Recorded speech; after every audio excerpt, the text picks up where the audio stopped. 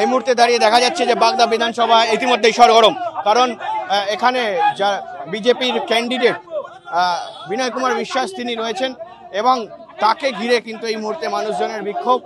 তারা বলছেন যে কোথাও গিয়ে বিজেপি এসে এলাকা উত্তপ্ত করার চেষ্টা করছে এবং তারা কিন্তু এই মুহূর্তে বেশ উত্তপ্ত পরিবেশের সৃষ্টি হয়েছে এবং সেই উত্তপ্ত পরিবেশ আমরা দেখতে পাচ্ছি এই মুহূর্তে দাঁড়িয়ে। আমাদের অভিযোগ এখানে সারা বছর ভোট হয়, শান্তশিষ্টভাবে ভোট হয়, এখানে কোনো অশান্তি হয় না। আর বিজেপির একজন নেতা সে বলছে যে এখানে আমার ধাক্কাধুক্কি মেরেছে, পাবলিক ইয়ে করেছে, সব মিথ্যে কথা। আমরা তৃণমূলের সাপোর্ট করি। ঠিক আছে, যা সাপোর্ট করবেন এখান থেকে দালালে বিজেপি দালালে হচ্ছে। কি হচ্ছে দেখতে পাচ্ছেন না আপনারা? 100 মিটারের মধ্যে সেন্ট্রাল বাহিনী প্রোটেকশনে কি করে সাংবাদিক বৈঠক হয়? কারা কাদের করলেন আপনারা? এই মাত্র কাদের ইন্টারভিউ নিলেন? কাদের বলুন? কোন প্রার্থী? বিনয় বিশ্বাস কেন এখন আসবে 100 মিটারের মধ্যে?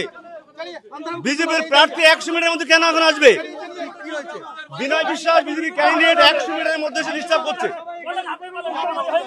অভিযোগ বিনয় বিশ্বাস আছে, বিনয় বিশ্বাস বিজেপি ক্যান্ডিডেট 100 মিটারের মধ্যে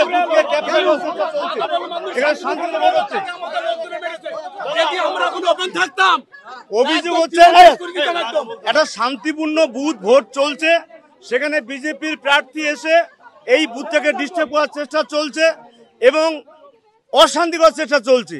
100 মিটারের মধ্যে ঢুকে কি করে বিজেপি লোকজন জমাত হতে পারে? সেন্ট্রাল বাহিনীকে এরা ব্যবহার করতে চাইছে। আমাদের অভিযোগ যা কিছু হবে সব 100 মিটারের বাইরে গিয়ে হোক, প্রার্থী নিজে কেন আইনটা ভঙ্গ করছেন? আমরা তৃণমূল কংগ্রেস কর্মী যারা আছে আমরা প্রত্যেকেই শান্তিপূর্ণভাবে ভোটটা করতে চাইছি। প্রার্থী কি আসতে পারেন না?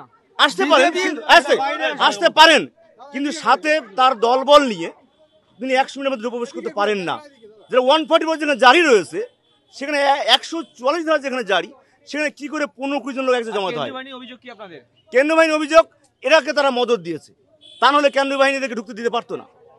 শান্তনুটা মানে বিজেপির প্রার্থী উনি অবশ্যই বুঝে দিতে পারেন, প্রার্থী অবশ্যই বুঝে যাবেন, কিন্তু সঙ্গে নিশ্চয়ই 25 জনকে 30 জনকে নিয়ে নয়।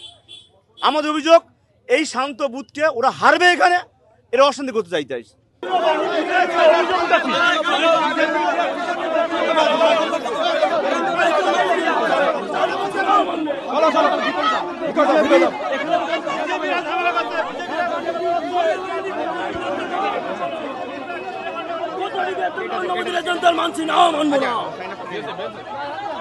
ডবল ভোট দিচ্ছে তারা, কিন্তু দেখা যাচ্ছে ওরা আমরা গেলি আমাদের ডবল ভোট দিচ্ছে কিছু বলছে না এরা যারা আছে, তারা কি বলবে? তারা কোনো কথাই প্রতিবাদ দিচ্ছে, আমাদের কোনো দামই দিচ্ছে না। এখানে ওই যে একটা এই গ্রামের লোকে দিয়েছে, এই গ্রামের লোক।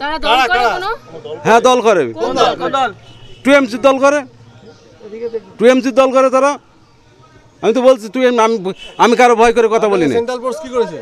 আমার সেন্ট্রাল ফোর্স মানে জিআরপি আমি গিয়েছি, গেলে আমার বলছে তুমি এখান থেকে হাঁটো, আমার এখান থেকে তাড়িয়ে দিয়েছে জিআরপি আমার ওখান থেকে।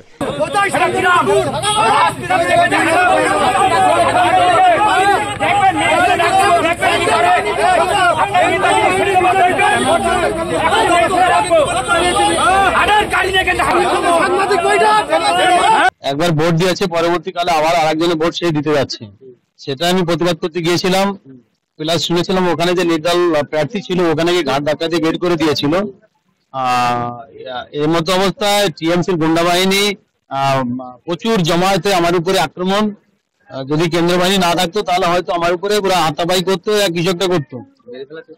একদম পুরো সেইভাবে অ্যাটাকিং করে সব আসছিল, মদ খাওয়া ছিল, মানে খুব বাজে অবস্থা, মনে হচ্ছে না ওখানে কোনো ভোট হচ্ছে, একদম তৃণমূল কংগ্রেসের সন্ত্রাস চলছে ওখানে।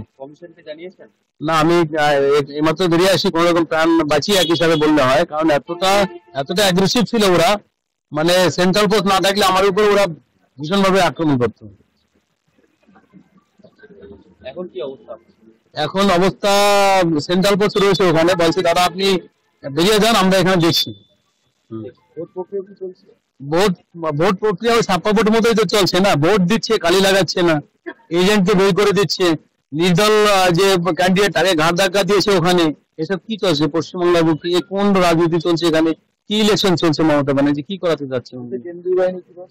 কেন্দ্রীয় বাহিনী আছে, পুলিশও আছে, এখন এই মতো অবস্থা তাদের ভূমিকা।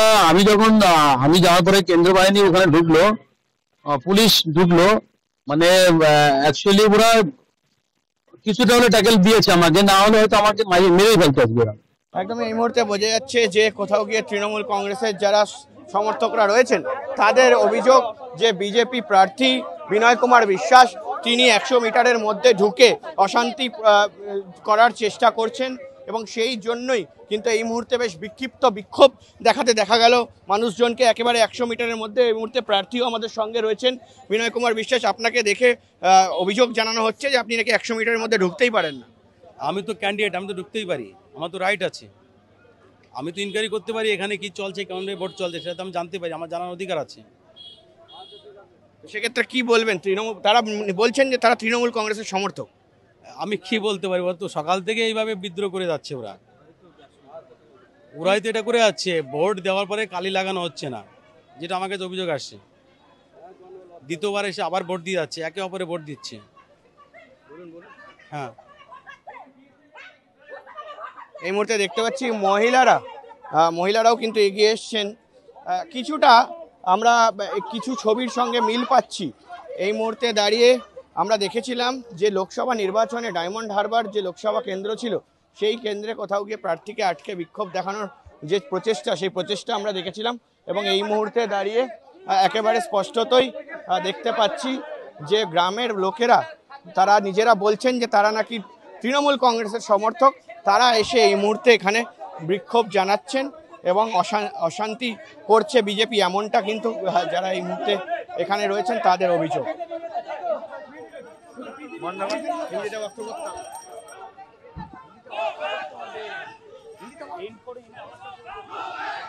এই মুহূর্তে দেখতে পাচ্ছি যে গো ব্যাক স্লোগান উঠেছে, একেবারে বিজেপির যে প্রার্থী সেই প্রার্থীর বিরুদ্ধে গো ব্যাক স্লোগান উঠেছে,